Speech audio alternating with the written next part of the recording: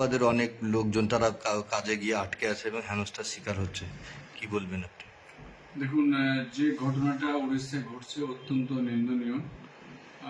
আমরা যে সমস্ত আমাদের এলাকার পরিযায়ী শ্রমিক যারা ওখানে বিভিন্ন কাজের জন্য রয়েছেন আর কি, তিনারা যেভাবে নির্যাতিত হচ্ছেন আর কি, সেটাকে দেখে আমরা আমাদের প্রশাসনিক স্তরে আমাদের এসডিও, আমাদের এসপি, আমাদের ডিস্ট্রিক্ট ম্যাজিস্ট্রেট, ডিএম সাহেব তথা আমাদের রাজ্যের মুখ্যমন্ত্রী সকলকে আমি বিষয়টা অবগত করিয়েছি।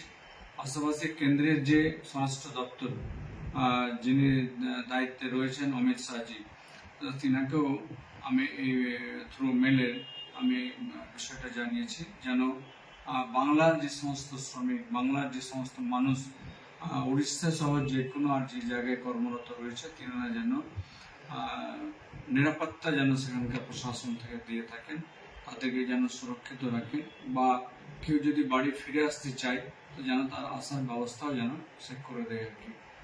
সেটাকে লক্ষ্য রেখে আমি আমার মুর্শিদাবাদ জেলার যে সমস্ত আমাদের তৃণমূল কংগ্রেস সহ আরও অন্যান্য জেনারায় রয়েছেন, আমি সকলের প্রতি আমার বিনম্র আবেদন যে আমরা শান্তি শৃঙ্খলা বজায় রাখব।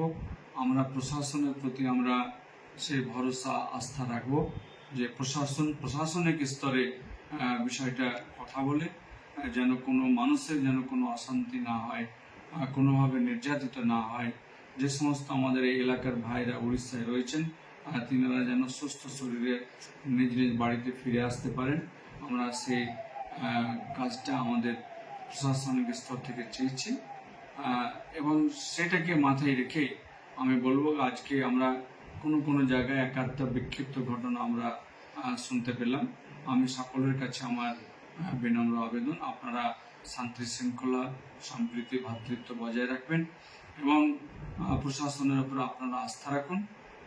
আমরা নিজেরা যেমন কাজের জন্য বাইরে গেছি, আমরা নিজেরা সাবধানতা বজায় রাখবো এবং বাড়ি ফিরে আসার চেষ্টা করব। আমাদের এলাকায় যেন কোনো রকম ওই ইস্যুকে কেন্দ্র করে যেন কোনো রকম কিছু গণ্ডগোল না করা হয় বা কাউকে উৎসাহিত না করা হয়। এরকম কিছু পরিস্থিতি দেখলে, জানলে, বুঝলে যেন অতি সত্বর নিজ নিজ থানায় যেন প্রশাসনকে খবর দেওয়ার আপনাদের জন্য আমি অনুরোধ জানাচ্ছি। শান্তি শৃঙ্খলা বজায় রাখবেন, একে অপরকে সহযোগিতা রাখবেন, আমি এই আহ্বান সকলের প্রতি রাখছি।